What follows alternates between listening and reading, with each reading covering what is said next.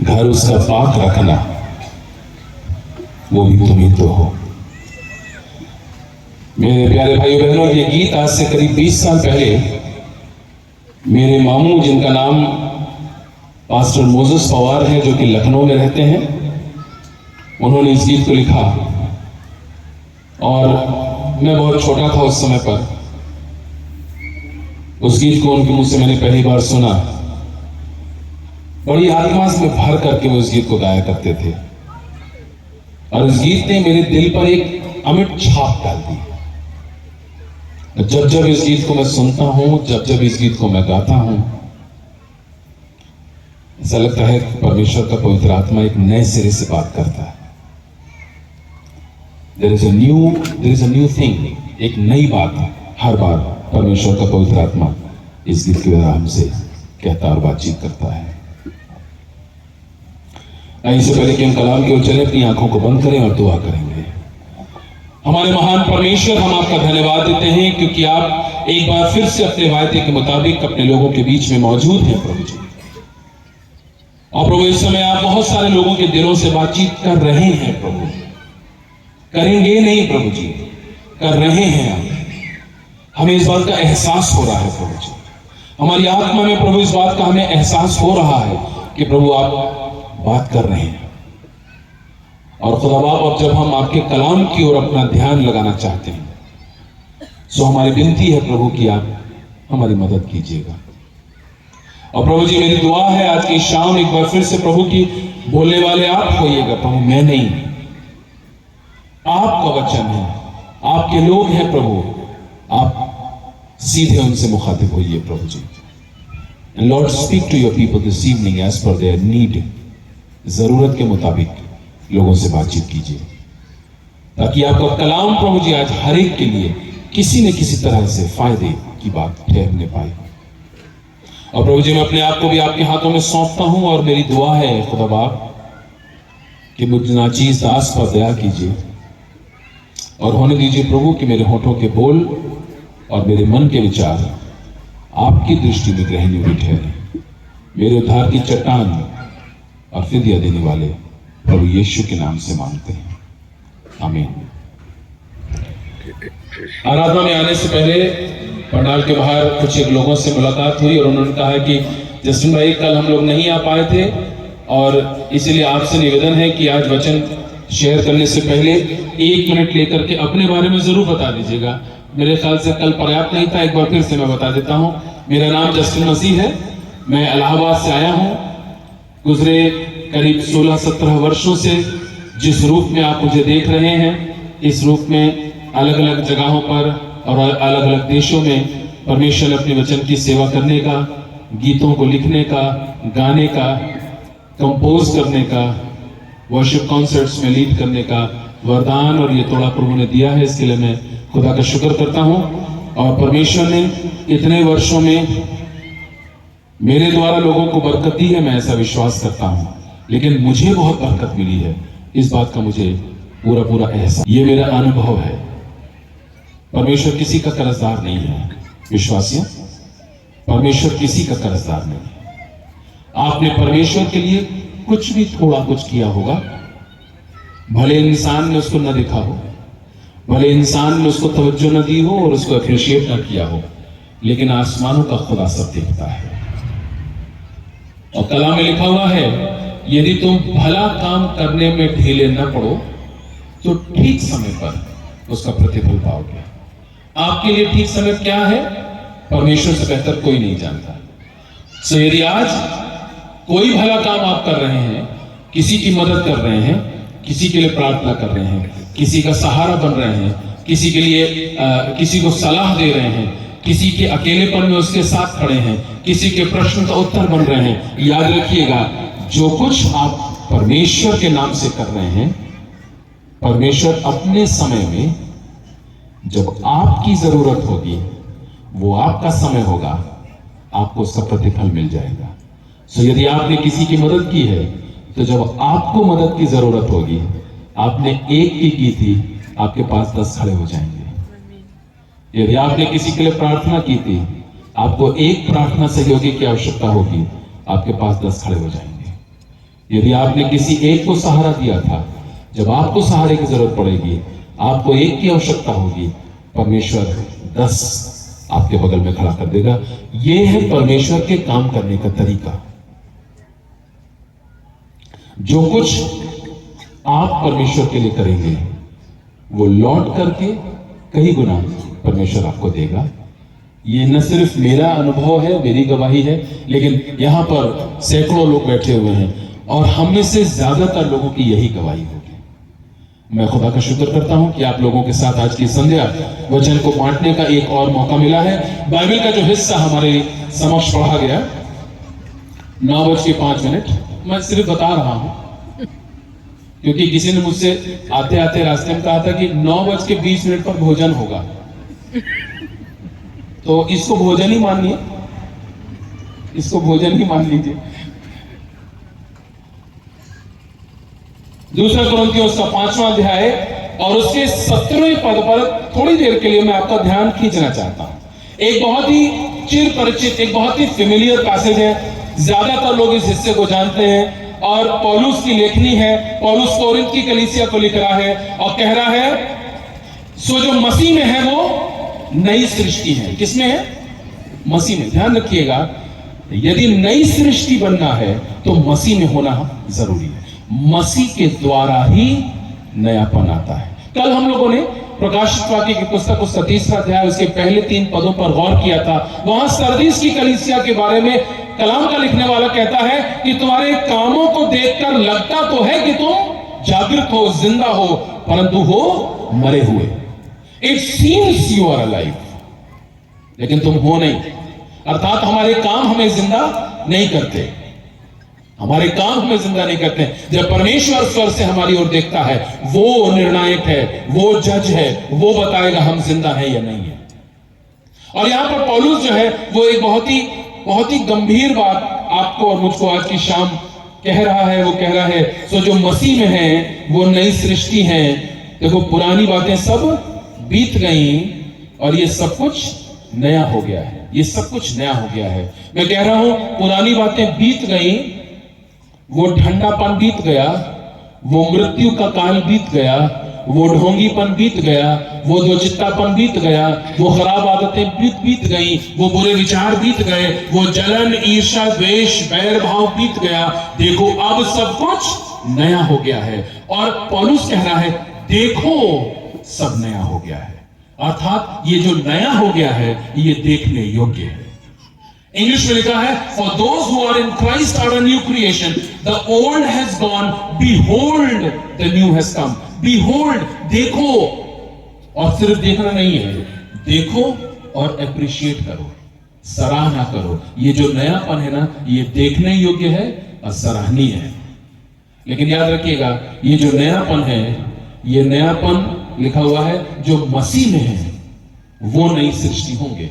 सो यदि जीवन में किसी प्रकार के नएपन की, किसी प्रकार के परिवर्तन की, किसी प्रकार के सुधार की अगर आप उम्मीद करना चाहते हैं, तो वो तभी होएगा जब वो सुधार यीशु मसीह के द्वारा आएगा।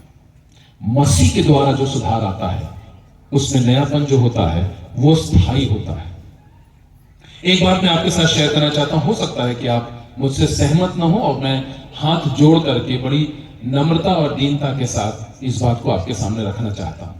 सो यदि आप असहमत हैं तो मुझे माफ कीजिएगा, लेकिन जो मेरा अनुभव है वो मैं आपके साथ साझा कर रहा हूं।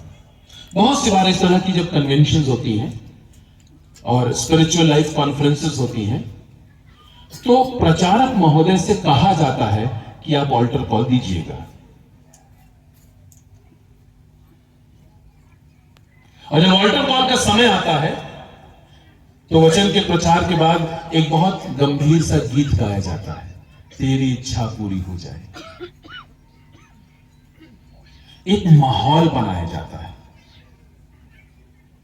एक क्वायर होगी यहां जो बहुत गंभीरता से उस गीत को गा रही होगी। एक माहौल बनता है, म्यूजिक रहती है, ये रहता है, एक पूरा वातावरण बनाया जाता है। और फिर उसके बाद उस परिस्थिति में, उस गीत के चलते, उन शब्दों के चलते, उस पूरे माहौल के चलते बहुत सी बार बहुत से लोग अपना जीवन प्रभु को सौंप देते हैं, उससे कन्विंस हो जाते हैं ऑल्टर कॉल में आगे आते हैं, अपना जीवन प्रभु को समर्पित कर देते हैं। लेकिन विश्वासियों, वो गीत हमेशा नहीं रहते, वो माहौल हमेशा नहीं रहती, वो गंभीरता हमेशा नहीं रहती, क्योंकि कन्वेंशन खत्म होने के बाद हम सब अपने अपने घर जाते हैं। इसको मैं बहुत संजीदगी से आपके सामने रख रहा हूं। यदि परिवर्तन उस माहौल की वजह से आया था तो वो क्षणभंगुर था, अस्थायी था, टेम्परेरी था, सिचुएशनल था, परिस्थितियों पर आधारित था। और जैसे ही वो माहौल बदला, धीमे धीमे धीमे करके परमेश्वर के साथ जो नजदीकी बनी थी वो समाप्त हो गई, हो जाती है। यदि ऐसा नहीं होता तो जितने लोगों ने आज तक ऑल्टर कॉल में अपना जीवन प्रभु को सौंपा है, वो सब आज भी उतनी ही दृढ़ता के साथ प्रभु के साथ मसीह जीवन में चल रहे होते। तो मैं कह रहा हूं, यदि यीशु मसीह परिवर्तन लाता है तो ही वो स्थायी होता है। उसके अलावा चाहे कोई कुछ भी क्यों ना कर ले, परिवर्तन आएगा जरूर, मगर वो समय के लिए होगा, एक काल के लिए होगा, थोड़ी देर के लिए होगा, अस्थायी होगा, कमजोर होगा। और जैसे ही परिस्थितियां बदलेंगी वो समर्पण समाप्त हो जाएगा, और हो जाता है। और बहुत सारे लोगों ने अपना जीवन प्रभु को सौंपा और फिर उन्हीं मार्गों पर वापस चले गए। आज मैं एक गीत गाना चाहता था, लेकिन समय का अभाव था, कल गाऊंगा। गीत के शब्द हैं, लौट जाता हूं क्यों गुनाह की राह पर, यीशु कहता मुझसे तू ऐसा न कर, असीम प्यार का मेरे ये बदला न दे, संग हूं तेरे तू कभी भी न डर। लौट जाते हैं लोग उन्हीं राहों पर। इसीलिए पौलुस बड़ी गंभीरता से आपके सामने, मेरे सामने इस बात को रख रहा है। वो कह रहा है, सो जो मसीह में है वो नई सृष्टि है। It is Jesus, my dear people, who will bring any transformation of a permanent nature. एक स्थायी परिवर्तन, एक स्थायी सुधार जीवन में यदि आएगा तो उसका स्रोत एकमात्र है, और वो प्रभु यीशु मसीह है। और उसके अलावा जो कुछ भी है वो अस्थायी है, वो थोड़े समय के लिए है, और वो समय के साथ समाप्त हो जाएगा। पौलुस जो है वो इस बात को कह रहा है।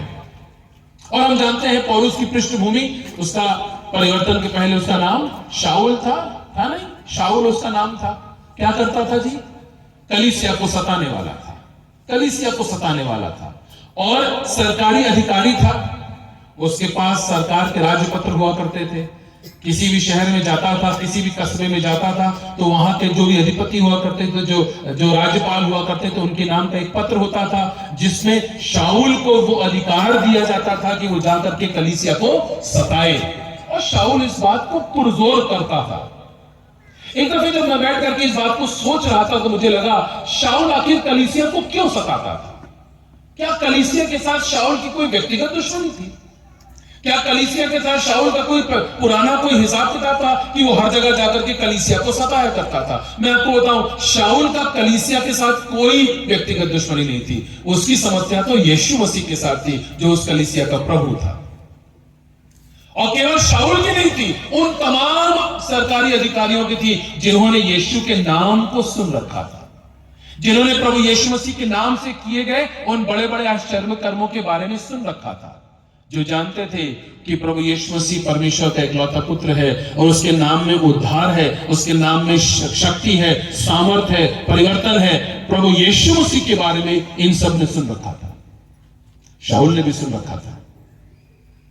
और उस वजह से कलीसिया को सताने का वो काम किया करता था, ताकि जो उस समय के जो अधिपति थे, जो उस समय की सरकार थी, जो उस समय के याजक और महायाजक थे, उनकी कुर्सी न हिल जाए, उनकी कुर्सी न हिल जाए।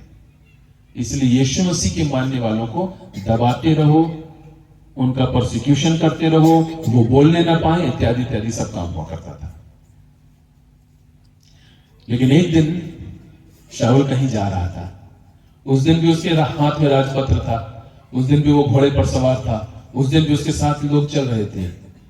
लिखा है कलाम में, दमिश्क के मार्ग पर शाऊल की मुलाकात कलीसिया से नहीं हुई जी, शाऊल की मुलाकात यीशु से हुई। इसीलिए मैंने कहा कि शाऊल कलीसिया को नहीं, यीशु को सताता था। ये मेरे शब्द नहीं है, क्योंकि जो आकाशवाणी हुई, उस आकाशवाणी ने शाऊल से ये पूछा, हे शाऊल, तू मुझे क्यों सताता है? तू कलीसिया को क्यों सताता? नहीं बोला गया। Saul, why do you persecute me? Saul के पास कोई जवाब नहीं था। घोड़े से नीचे गिर गया, अंधा हो गया और जीवन बदल गया, परिवर्तन आ गया। वो परिवर्तन जो यीशु के द्वारा आ गया वो स्थायी परिवर्तन हो गया। और अब जानते हैं शाऊल का नाम बदल के पौलुस रख दिया गया। फिर उसके बाद नए नियम की 13 पत्रियां उसने लिख डाली। प्राचीन कलीसिया का, पहली कलीसिया का वो पहला अपोस्टल बना, प्रेरित बना। और तमाम सारे लोग, मैं कहता हूं इस संसार के हजारों, लाखों, करोड़ों, अरबों लोगों ने अपना जीवन प्रभु को सौंप दिया पौलुस की लेखनी के कारण।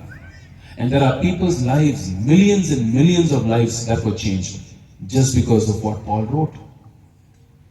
पौलुस ने जो लिखा, अपने अनुभव से लिखा, वो कहता है जो बातें मेरे फायदे की थी उनको मैंने छोड़ दिया है।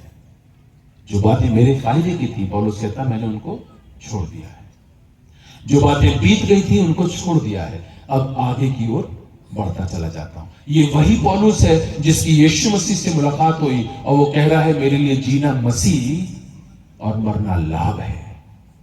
ये वही पौलुस है जो जब शाऊल था तो जिस मसीह को सताया करता था, आज कह रहा है मेरा जीना इसी मसीह के लिए है। और यदि मैं मसीह के लिए नहीं जी रहा हूं तो मेरे लिए मरना ही लाभ है। तो जो यीशु मसीह में जीवन जीते हैं उन्हीं के लिए मरना लाभ होता है। इसको याद रखिएगा। जिनका जीवन मसीह में नहीं है उनके लिए मरना लाभ नहीं है, क्योंकि मरने के बाद वो वहां नहीं जाएंगे जिसके लिए परिवार वाले कहते हैं हमें पूरा विश्वास है कि आज वो प्रभु की गोद में है। अरे आपके विश्वास से क्या होगा? जब वो व्यक्ति जिंदा था, यदि उसने अपना जीवन उस तरह से जिया होगा तो आप विश्वास करें या ना करें वो वही होगा, प्रभु की गोद में। लेकिन अगर जीवन ठीक नहीं रहा तो आपके मेरे विश्वास करने से कुछ नहीं होगा। दाऊद कहता है जब मैं कब्र में चला जाऊंगा तब मेरे लहू से क्या फायदा। जब तक जिंदा है विश्वासियों तभी तक सुधार की गुंजाइश है। तो मैंने कहा पौलुस की मुलाकात प्रभु यीशु मसीह से हुई और उसका जीवन बदल गया, उसका जीवन बदल गया। मैं इमेजिन करता हूं कि जब पौलुस, शाऊल जो अब पौलुस बन गया है, जब वो उन्हीं लोगों के पास जाया करता होगा जिनके पत्र लेकर के वो कलीसिया को सताने जाता था, तो वो लोग कैसा मजाक उड़ाते होंगे उसका, क्या कहते होंगे उसको। कुछ तो कहते जरूर होंगे, यार इस शाऊल क्या हुआ तुम्हारे साथ? अरे ठीक है, थोड़े समय के लिए ये सब ठीक लगता है, परमानेंट टाइप का ट्रांसफॉर्मेशन तुम्हारे अंदर कैसे आ गया? वो पुराना वाला कहां चला गया? अरे पुराना वाला शाऊल था यार, वो बड़ा दमखम वाला था यार, वो मर्द टाइप का था। वो जहां भी जाता था घोड़े पे जाता था, लोग डरते थे। अरे वो मर्द था वो शाऊल। तुम क्या हो यार पौलुस? क्या पूरे समय तो जेल में रहते हो, पूरे समय जेल में रहते हो, और वहां जेल में रहते हो वहां पर भी मुस्कुराते रहते हो। ये गाना तुमने कब सीख लिया? जोर जोर से गाने गाते हो। और ये सिलास कौन है भाई? हमने तो आज तक नहीं सुना इस सिलास के बारे में। ये भी था क्या सताने वालों की मंडली में? नहीं, ये तो शाऊल के पौलुस बनने के बाद के दोस्त हैं ये सब। जब प्रभु परिवर्तन लाता है ना तो मित्र मंडली भी बदल जाती है, बदल जाना चाहिए। अगर आपकी मित्र मंडली नहीं बदली तो वो मित्र मंडली आपको फिर से अपने तरह बना देगी। तो या तो आपका विश्वास ऐसा पुख्ता हो कि आपके कारण पूरी मित्र मंडली बदल जाए, अन्यथा वो मित्र मंडली आपको अपनी तरह फिर से बना लेगी। तो पौलुस को ये लोग कुछ तो कहा करते होंगे, मैं ऐसा सोचता हूं। पता नहीं आपका